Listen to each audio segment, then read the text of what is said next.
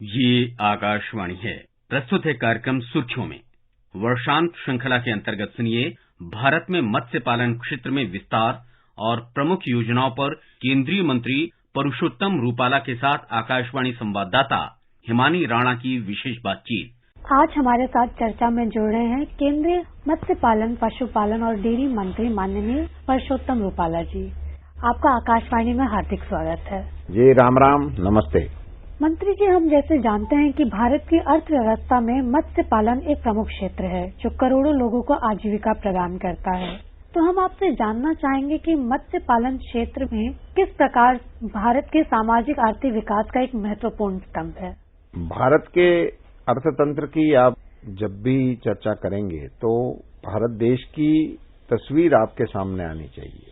भारत कृषि प्रधान देश है, भारत एक पशुपालकों का प्रदेश है, ऐसे ही भारत मछुआरों का भी देश है, क्योंकि हमारी ज्योग्राफी जो है इसी के चलते हमारे पास 8000 किलोमीटर की कोस्ट लाइन है और ये पूरी कोस्ट लाइन पे हमारा मछुआरा समाज निवास भी करता है, व्यवसाय भी करता है।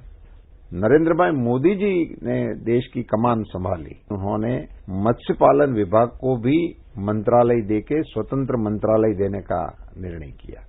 इसी से ही पता चलता है कि मोदी जी की सरकार जो है उनकी प्रायोरिटी क्या है और इसी के चलते उन्होंने इनको स्वतंत्र मंत्रालय का दर्जा दिया। इस क्षेत्र को बहुत बड़ा बजट देने का भी प्रावधान हमारे प्रधानमंत्री जी ने नए विभाग के तौर पे दिया।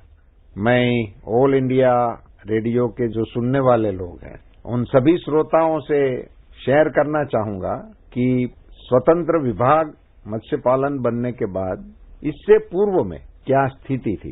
हमारे देश में आजादी के समय काल से अगर आप आकलन करें तो 50-51 के दशक में जब देश की स्वतंत्र सरकार काम शुरू कर दिया तो 2 लाख टन जितना अपना इनलैंड फिशरी प्रोडक्शन था देश का, वहीं से चलते चलते प्रधानमंत्री जी मोदी जी के कालखंड तक 14 तक आते आते वो 2 लाख टन से बढ़कर 61 लाख टन जितना हो गया। तो इतनी प्रगति करने में 6 दशक से ज्यादा समय लगा। मैं आप सभी श्रोता जो हमारे कोस्ट लाइन पे रह रहे हैं और इनलैंड फिशरी के साथ जुड़े हुए देश भर के श्रोताओं को ये बताना चाहूंगा कि मोदी जी के नेतृत्व में भारत सरकार के प्रयासों की वजह से हम 8 साल में ही 121 लाख टन पर पहुंच गए। और इसी को आप ये कह सकते हैं कि यदि सरकार की नेतृत्व में सही दिशा से काम करने की राज्य की इच्छा शक्ति हो तो इस क्षेत्र को कितना बड़ा संबल मिल सकता है और हमारे सामाजिक जीवन को कितना बड़ा बल मिल सकता है, इनका ये सबसे बड़ा उदाहरण है। अभी आपको हमारे इस क्षेत्र को स्वतंत्र विभाग देने के बाद मैं आपको बताना चाहूंगा कि 14 तक भारत सरकार की ओर से इसमें बहुत छोटी राशि का व्यय होता था। हमारे प्रधानमंत्री जी ने मत्स्य संपदा योजना करके एक योजना लागू किया और नीली क्रांति का आह्वान किया। जैसे हमारे यहाँ हरित क्रांति है, हमारे यहाँ व्हाइट रिवॉल्यूशन है, ऐसे ही इसी क्षेत्र को भी ब्लू रिवॉल्यूशन के नाम पे प्रधानमंत्री जी ने इसका नेतृत्व करने के लिए आह्वान किया और एक ही योजना से 20,000 करोड़ की राशि इस विभाग के लिए मुहैया करा दी। और पिछले 60 साल में जितना खर्चा नहीं हुआ है इससे कई ज्यादा खर्चा ये 8 साल के अंदर इसी विभाग के तहत प्रधानमंत्री जी ने कर दिया। ये सारा काम करने की वजह से इस पूरे कोस्टल एरिया को डेवलप करने के लिए और हमारे फिशरीज सेक्टर को बढ़ावा देने के लिए जो कार्यक्रम लागू किए इसके चलते आज 50,000 करोड़ से ज्यादा का एक्सपोर्ट इसी विभाग के जरिए हो रहा है, फिशरीज विभाग के जरिए। आपने बात की तटीय क्षेत्रफल की, तो हम ये जानना चाहेंगे कि जो ये दूर दराज के मत्स्य पालक हैं इनसे जुड़ने के लिए आपका विभाग क्या कदम उठा रहा है। मैंने स्वयं ही एक यात्रा निकाली है। मैं बाय बोट अपने पूरे कोस्टल एरिया को देखने के लिए जा रहा हूं और वहां कोस्टल में बसे हुए समाज को मिलने के लिए जा रहा हूं। मैंने गुजरात के 1600 किलोमीटर के अपना जो कोस्टल एरिया है उनकी पूरी प्रवास मैंने कर लिया।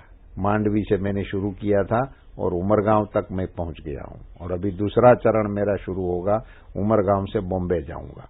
मगर भाई मैं बाय बोट ही जाऊंगा और वहां जाके फिशरमैनों के बीच में बैठ के, फिशरमैनों के गांव में जाके उसी के साथ बातचीत करके उनसे साथ जोड़ने का, और अब हम डेवलप करेंगे टेक्नोलॉजी के माध्यम से इनके साथ कैसे जुड़ा जाता है। उनकी समाज व्यवस्था को हम समझने की कोशिश कर रहे हैं कि ये जो हमारे मछुआरे समाज है उनमें सोशली अपनी व्यवस्थाएं बहुत ही मजबूत है।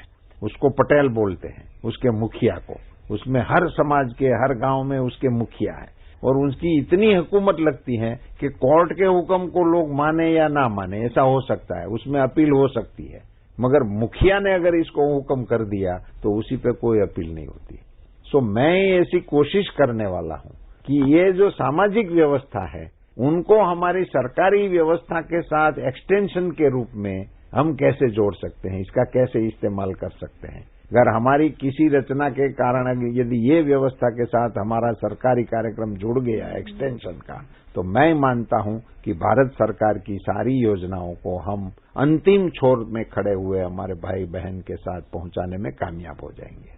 जब हम मत्स्य पालन के बारे में सोचते हैं तो सबसे पहले हमारे दिमाग में आता है मछली, फिश, लेकिन अब हम इसका भी एक्सटेंशन कर रहे हैं। हम देख रहे हैं कि कुछ और ऐसे उत्पाद हैं जिनको हम इस क्षेत्र के अंदर ला रहे हैं। इसके बारे में आप कुछ बताना चाहेंगे? इसमें फिश के अलावा सीवीड के एक नया प्रोडक्शन आ गया है जिसको आप समुद्री शैवाल के रूप में भी लोग जानते हैं।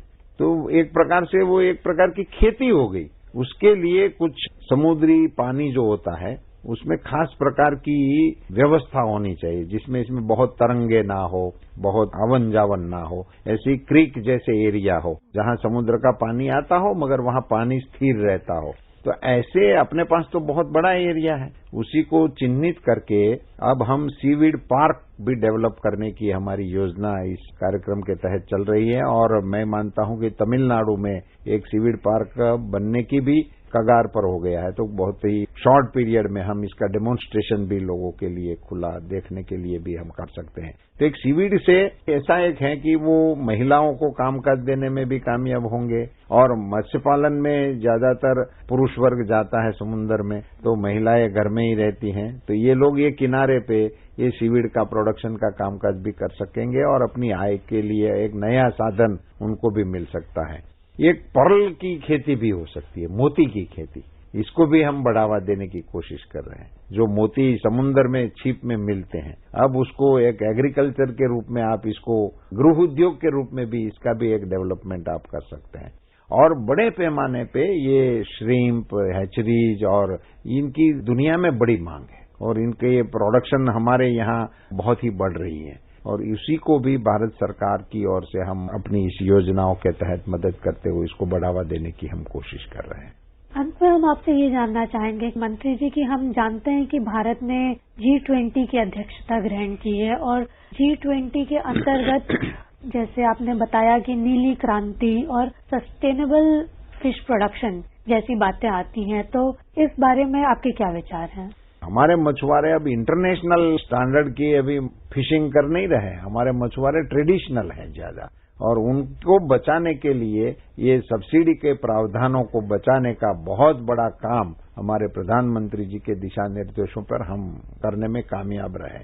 तो अभी ये G20 का जब हम अध्यक्षता कर रहे हैं और हम होस्ट हैं, तभी हम हमारी ये ट्रेडिशनल प्रैक्टिसेस जो है और हमारी पास जो वेराइटीज हैं और फिश एक ऐसा प्रोडक्शन है हमारा जो पोषण के लिए बहुत ही अच्छा एक मटेरियल है और माल न्यूट्रिशन का जो इश्यू है उसमें एड्रेस करने के लिए सबसे अच्छा साधन अगर कोई है तो ये फिश है। प्रोटीन के लिए बहुत ही एक अच्छा, फूड सिक्योरिटी की दृष्टि से अगर आप इसको देखें तो एक बहुत बड़ा साधन हमारे पास उपलब्ध है। तो इसका मार्केटिंग के लिए, डोमेस्टिक मार्केटिंग के लिए और इंटरनेशनल मार्केटिंग के लिए हम बड़े प्रयास करने वाले हैं।